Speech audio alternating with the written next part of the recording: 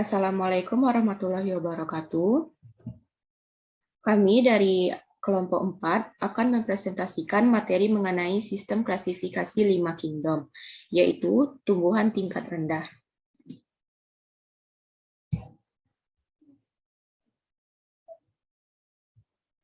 Di sini kami beranggotakan Cynthia Ramadhani dengan NIM 21231005. Yang kedua, Elsa Seprima dengan NIM 21231057. Saya sendiri, Faiza Fadila dengan NIM 21231059. Yang keempat, Salsabila Ufaira dengan NIM 21231031. Dan yang terakhir, Sophia Hanum dengan NIM 21231035. Dengan dosen pengampu, Ibu Tuti Lestari, SSI, MSI. Baiklah, materi yang pertama akan dijelaskan oleh Cynthia. Kepada Cynthia, dipersilahkan. Baik, Assalamualaikum warahmatullahi wabarakatuh. Perkenalkan, nama saya Cynthia Ramadhani dengan NIM 21231005 akan menjelaskan materi yang pertama tentang tumbuhan tingkat rendah. Apa itu tumbuhan tingkat rendah? Tumbuhan tingkat rendah merupakan kelompok tumbuhan yang berstruktur tubuh dan perkembangan organ tubuhnya masih sangat sederhana. Meskipun sebagian ada yang memiliki organ seperti batang, akar, dan daun, namun bukan merupakan organ sejati. Tumbuhan yang tidak memiliki bunga dan jaringan pembuluh bukan termasuk organ sejati. Tumbuhan tersebut tidak memiliki bunga dan jaringan pembuluh angkut, sehingga penyaluran materi di dalam tubuh dilakukan dengan cara difusi.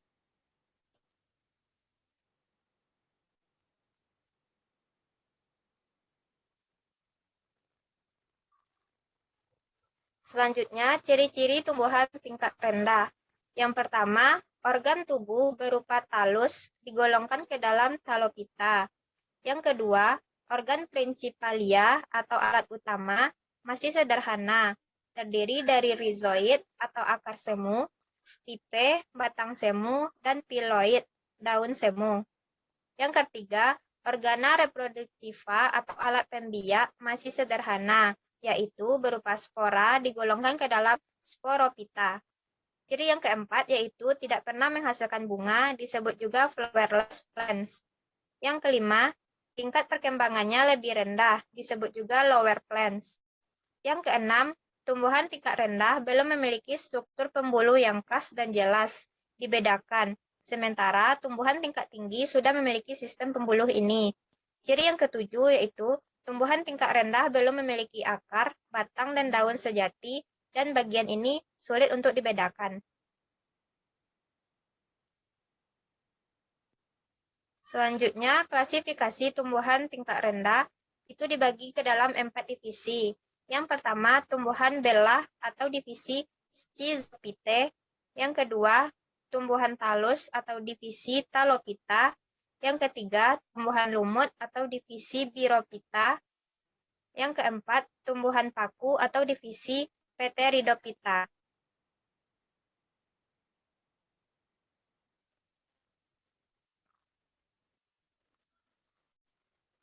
Yang pertama yaitu tumbuhan belah atau Schizophyta. Schizophyte atau tumbuhan belah merupakan kelompok yang mempunyai ciri khusus, yaitu berkembang biak dengan cara membelah diri. Tumbuhan belah dianggap sebagai kelompok tumbuhan dengan tingkat perkembangan filogenetik yang paling rendah, sehingga dari segi evolusi merupakan kelompok tumbuhan yang paling tua dan paling primitif. Dibagi menjadi 2 kelas, yaitu yang pertama bakteri atau bakteria atau Schizomycetes, yang kedua ganggang biru atau Cyanophyceae.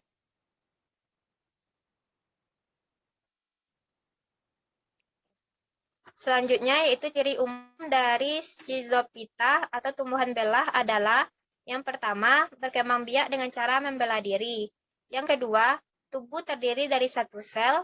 Yang ketiga, protoplas belum terdiferensiasi dengan jelas sehingga inti sel dan plastidanya belum jelas.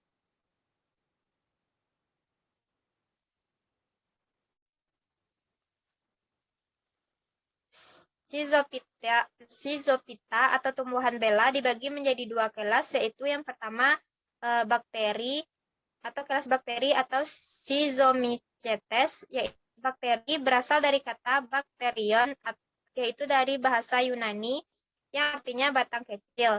Di dalam klasifikasi bakteri digolongkan dalam divisio Schizomycetes. Bakteri merupakan organisme yang paling banyak jumlahnya dan lebih tersebar luas dibandingkan dengan makhluk hidup yang lain. Bakteri memiliki ratusan ribu spesies yang hidup di darat, sehingga hingga lautan dan pada tempat-tempat yang ekstrim. Bakteri ada yang menguntungkan dan ada juga yang merugikan. Ciri-ciri umum dari bakteri yaitu yang pertama, tubuhnya uniseluler atau bersel satu. Yang kedua, tidak berklorofil, meskipun ada beberapa jenis bakteri yang memiliki pigmen seperti klorofil sehingga mampu berfotosintesis. Yang ketiga, hidupnya bersifat autotrof. Yang keempat, reproduksi dengan cara membela diri, yaitu dengan pembelahan amitosis.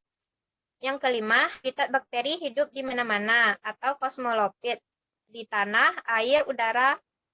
Yang ketujuh, satuan ukuran bakteri adalah mikron, 10-3. Bentuk bakteri bisa yang kedua yaitu kelas ganggang biru atau ganggang bela, Cyanophyceae atau Schizophyceae. Ganggang hijau biru termasuk ke dalam Monera karena struktur selnya sama dengan struktur sel bakteri, yaitu bersifat prokaryotik. Ganggang biru berukuran mikroskopis, keberadaannya tersebar luas dan banyak ditemukan di perairan tanah yang lembab, permukaan dinding tembok atau pot, batu karang yang lembab, bahkan ditemukan pula di tempat yang kurang menguntungkan lingkungannya. Ciri-ciri dan sifat ganggang hijau biru, yang pertama, tumbuhan sel satu, berbentuk benang, filamen, dan hidup berkoloni. Yang kedua, memiliki klorofil, karotenoid, serta pigmen picobin yang terdiri dari phycocyanin dan phycoerythrin, sering disebut ganggang hijau biru. Yang ketiga, dinding sel mengandung peptida, hemiselulosa, dan selulosa, kadang-kadang berlendir. Yang keempat, inti sel tidak memiliki membran atau prokarion. Yang kelima, pada umumnya tidak bergerak, gerakan merayap atau meluncur pada alas yang basah. Yang ketujuh, tidak mempunyai adanya kontraksi tubuh dan pembentukan lendir. Yang kedelapan, vegetatif, yaitu dengan cara membelah. Contoh dari cyanobacteria bisa kita lihat pada gambar berikut.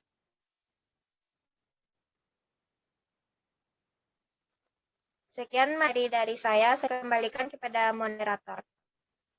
Baiklah, terima kasih kepada Cynthia. Materi selanjutnya akan dijelaskan kepada Elsa. Kepada Elsa dipersilahkan. Baiklah, saya Elsa Prima dengan NIM 21231057 akan melanjutkan materi, yaitu B. Tumbuhan talus atau divisi Talopita.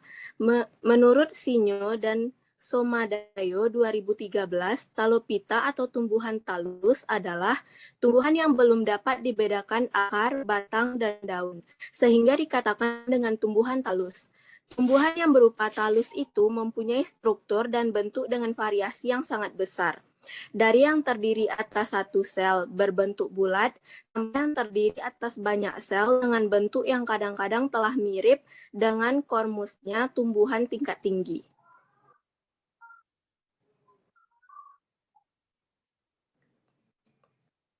Ciri-ciri Talopita. Yang pertama, tersusun oleh satu sel yang berbentuk bulat hingga banyak sel yang kadang-kadang mirip dengan tumbuhan tingkat tinggi atau sudah mengalami diferensiasi.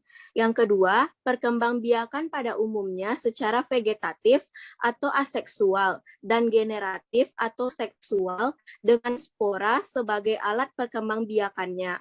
Yang ketiga, perkembangbiakan secara generatif terjadi melalui peleburan gamet yang terbentuk di dalam organ yang disebut gametangium.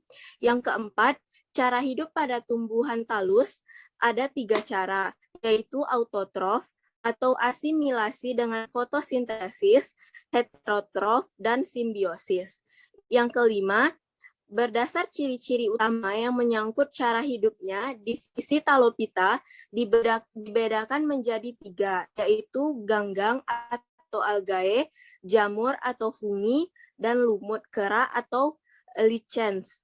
Yang keenam, talus berwarna hijau. Karena adanya klorofil membuatnya mampu melakukan sintesis senyawa organik dengan bantuan sinar matahari. Pada talus bagian atas lumut yang sudah dewasa akan terbentuk badan penghasil spora yang dinamakan sporagonium. Yang ketujuh, dalam daun hidupnya, Talopita mengalami metagenesis atau pergantian keturunan antara generasi gametofit dan generasi sporofit.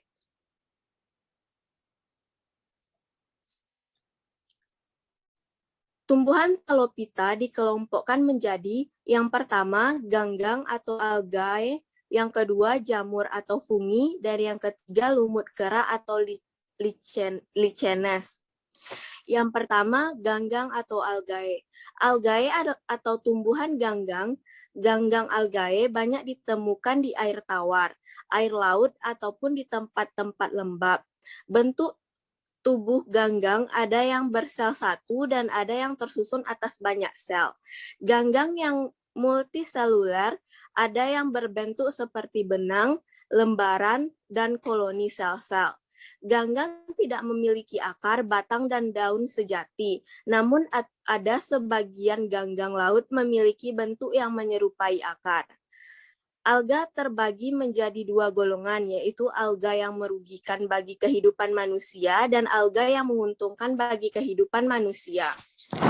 Alga termasuk golongan tumbuhan berklorofil dengan jaringan tubuh yang secara relatif tidak berdiferensiasi, tidak berbentuk akar, batang, dan daun. Adanya klorofil membuat alga bersifat autotrof, yaitu dapat menghasilkan karbohidratnya sendiri seperti tumbuhan. Walaupun memiliki klorofil, alga tidak selalu berwarna hijau karena bisa saja memiliki pigmen lain seperti karotenoid atau jingga, picoeritin atau merah, dan xanthophyll. Terkadang warna-warna pigmen lain ini lebih dominan sehingga menutupi warna hijau klorofil, dan akibatnya algae tidak berwarna hijau. Ganggang bersifat autotrof dapat menyusun makanannya sendiri. Hampir semua ganggang bersifat eukariotik. Habitat hidupnya di air tawar, laut, dan tempat-tempat yang lembab. Ganggang terbagi menjadi beberapa kelas. Yang pertama, Cyanophyta atau ganggang atau alga biru.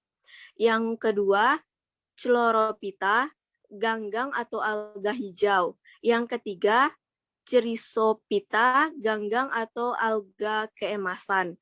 Yang keempat, Phaeophyta, ganggang atau alga coklat atau perang. Yang terakhir, Rhodophyta, ganggang atau alga merah. Bisa kita lihat pada gambar di samping. Yang kedua, jamur atau fungi. Jamur atau cendawan tidak mempunyai chromatofora. Oleh sebab itu, umumnya tidak berwarna. Tetapi pada jamur yang tinggi tingkatnya terdapat bermacam-macam zat warna, terutama dalam badan buahnya. Zat-zat warna itu umumnya terdiri atas senyawa aromatik yang tidak mengandung N. Talus hanya pada yang paling sederhana saja. Umumnya sel-sel mempunyai membran yang terdiri atas kitin dan bukan selulosa.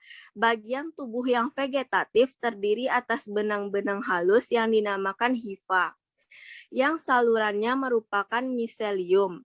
Benang-benang itu ada yang bersekat-sekat, ada yang tidak. pada gambar di samping.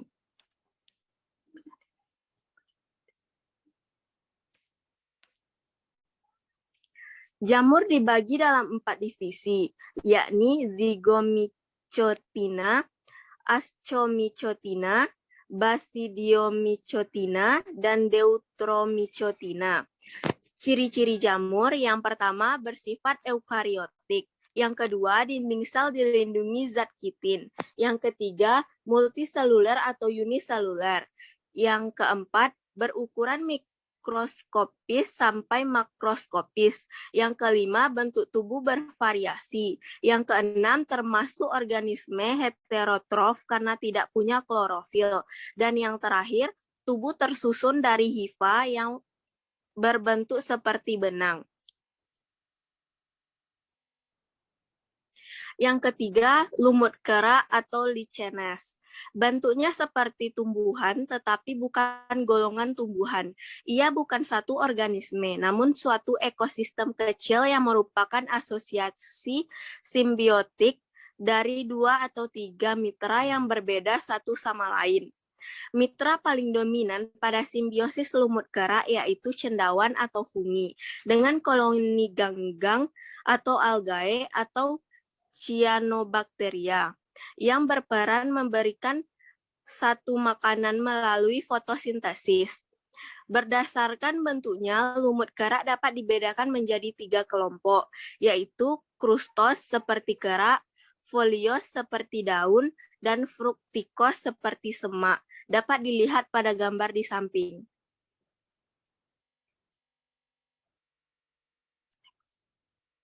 Baiklah, sekian penyampaian materi dari saya. Saya kembalikan kepada moderator.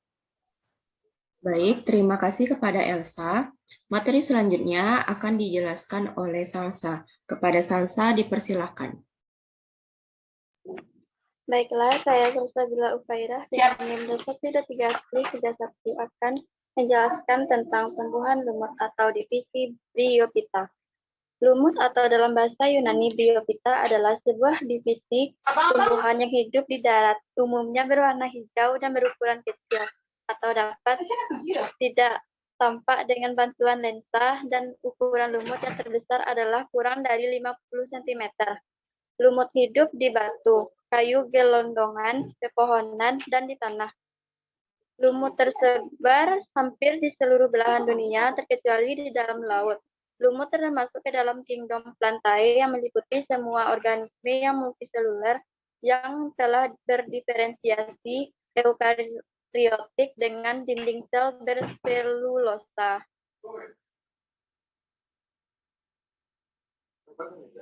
Ciri-ciri tumbuhan lumut atau Bryophyta. Yang pertama, sel-sel penyusun tubuhnya mempunyai dinding sel yang tersusun atas selulosa multiseluler. Yang kedua, air masuk dalam tubuh lumut secara indivisi. Yang ketiga, dinding sel terdiri atas selulosa. Yang keempat, mengalami metagenesis. Yang kelima, merupakan peralihan antara Talophyta dan Chormophyta. Yang keenam, permukaan luar tubuh dilapisi dengan lapisan berlilin. Yang ketujuh, akar berupa akar semu. Yang kedelapan, zigot berkembang menjadi embrio dan akan tetap tinggal di dalam gametanium betina.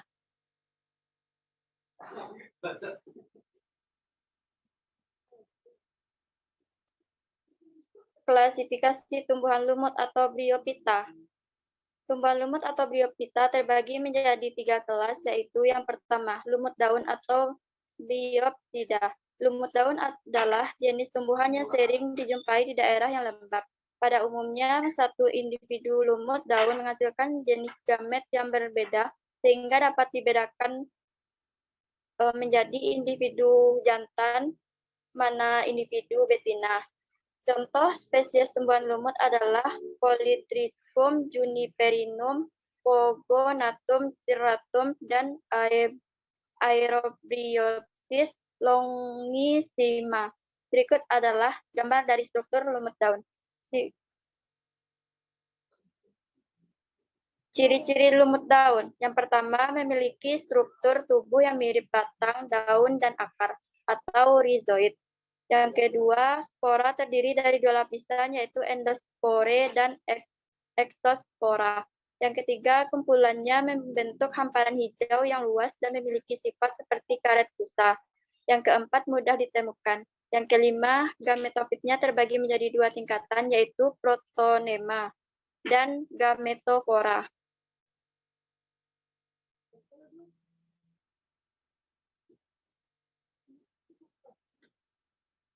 Klasifikasi tumbuhan lumut atau biopita. Yang kedua yaitu lumut hati.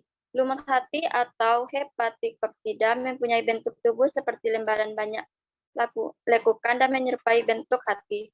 Oleh karena bentuknya ini, lumut hati pernah dianggap bisa membantu menangani penyakit hati. Lumut hati memiliki tubuh dengan struktur akar, batang, dan daun sehingga sering dianggap sebagai kelompok peralihan dari tumbuhan.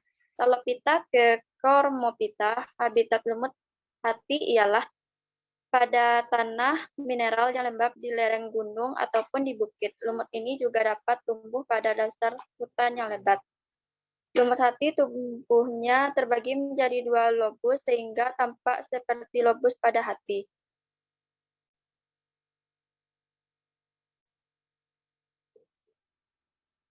Ciri-ciri lumut hati adalah yang pertama, tubuhnya masih berupa talus dan mempunyai rizoid. Yang kedua, gametofit berbentuk antheridium dan archegonium. Yang ketiga, tidak memiliki jaringan meristematik. Yang keempat, berkembang biak secara generatif. Dan yang kelima, lumut hati sering ditemui di tanah yang lembab. Ini adalah gambar dari lumut hati. Klasifikasi tumbuhan lumut. Yang ketiga yaitu lumut tanduk. Lumut tanduk sering menjadi spesies pertama yang menempati sebuah wilayah terbuka dan lembab. Habitat lumut tanduk ialah di bukit ataupun di lereng gunung pada tanah mineral yang lembab. Lumut tanduk ini berbentuk seperti tanduk sporofit. Lumut tanduk mempunyai kapsul memanjang seperti tanduk. Masing-masingnya mempunyai tunggal berukuran besar, lebih besar dari kebanyakan tumbuhan lumut. Contohnya Anthoceros leavis. Ini adalah contoh dari gambar lumut tanduk.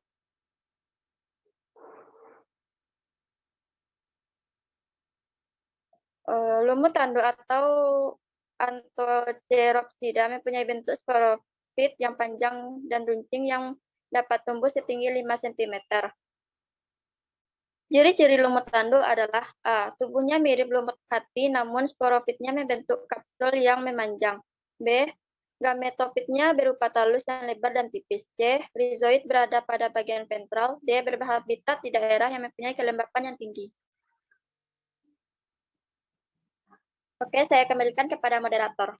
Baik, terima kasih kepada Salsa. Materi selanjutnya akan dilanjutkan oleh Sophie. Kepada Sophie dipersilakan.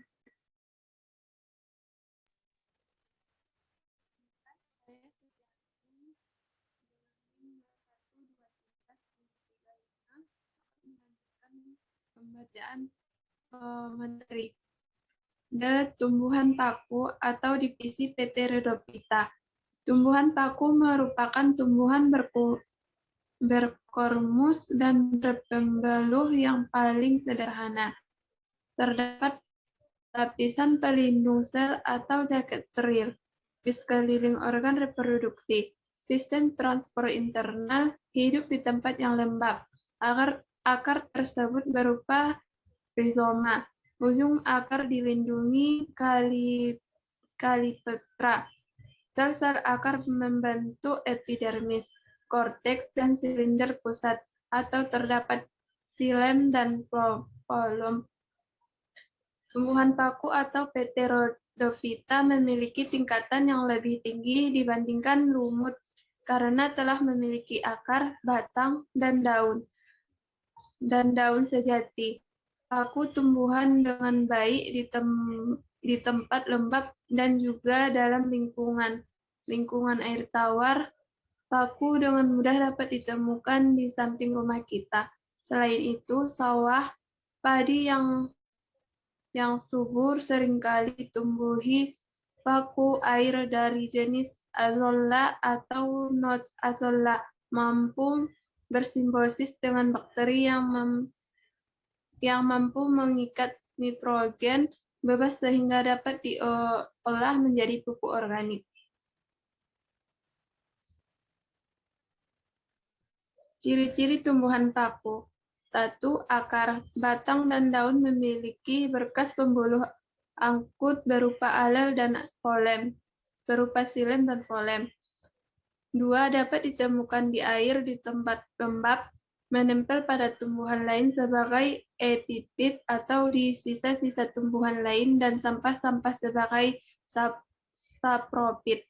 3. Tidak menghasilkan biji, tetapi menghasilkan spora. Spora terdapat di dalam kotak spora atau sporangium. Kotak-kotak spora tersebut terkumpul dalam sorus. Sorus ini kemudian berkumpul di permukaan bawah dari helaian daun. 4. Mengalami pergiliran keturunan atau metagenesis. Tumbuhan paku yang kita lihat sehari-hari disebut generasi sporopit. 5. Daun yang masih muda menggulung. Daun tumbuhan paku ada yang khusus menghasilkan spora disebut sporopit. Daun yang tidak menghasilkan spora disebut toropopil, berfungsi untuk fotosintesis. 6. Tidak berguna.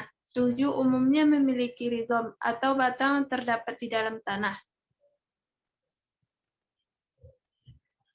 Klasifikasi tumbuhan paku. 1. Phyllosopita atau paku purba. Paku ini disebut paku purba karena sebagian besar anggotanya telah punah sejak zaman dahulu. Kala. Paku ini memiliki daun yang bentuknya seperti sisik, batang yang bercabang-cabang, dan sporangium di antara ketiak batang. Tumbuhan paku purba juga sering disebut sebagai paku telanjang karena sporangiumnya terbuka. Struktur tubuh paku ini masih sangat sederhana dibandingkan kelompok paku yang lain, contohnya Phyllostilum sp. Seperti gambar di samping. 2. Lycophyta atau paku kawat. Paku kawat atau Lycopsida merupakan jenis tumbuhan paku yang termasuk dalam heterospora, yaitu dapat menghasilkan dua macam spora, atau mikrospora dan makrospora. Ciri-cirinya sesuai dengan namanya, yaitu berdaun kecil dengan susunan spiral dan memiliki batang seperti kawat. Untuk sporangiumnya akan membentuk strobilus. Biasanya si paku kawat.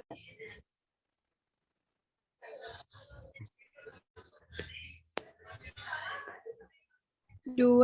Lycophyta atau paku kawat. Paku kawat atau Lycopsida merupakan jenis tumbuhan paku yang termasuk dalam heterospora, yaitu dapat menghasilkan dua macam spora, dan mikrospora.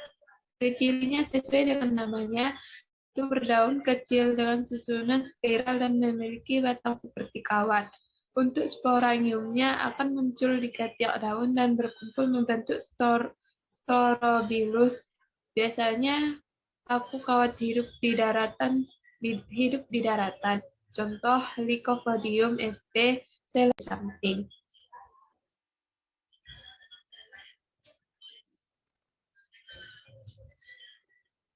Tiga. Equisetophyta atau paku ekor kuda.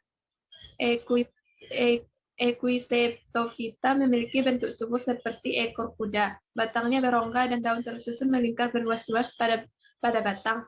Sporangium terbentuk pada strobilus di ujung batang. Paku ini umumnya tumbuh di tempat berpasir, contohnya Equisetum sp. seperti gambar di samping.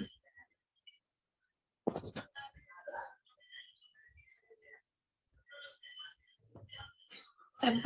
Pterophyta atau paku sejati. Pterophyta merupakan jenis paku yang paling banyak ditemukan di sekitar kita. Paku ini memiliki akar, batang, dan daun yang sangat jelas. Beberapa jenis memiliki batang yang dapat mencapai ketinggian beberapa meter.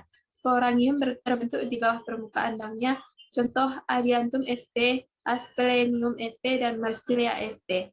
Seperti gambar di samping. Saya kembalikan kepada moderator. Baiklah, terima kasih penjelasan materinya Sophia. Sekian materi yang dapat disampaikan dari kelompok 4. Mohon maaf apabila terdapat banyak kesalahan dan banyak kekurangan. Baiklah, saya akhiri dengan wassalamualaikum warahmatullahi wabarakatuh. Waalaikumsalam warahmatullahi wabarakatuh. Warahmatullahi wabarakatuh.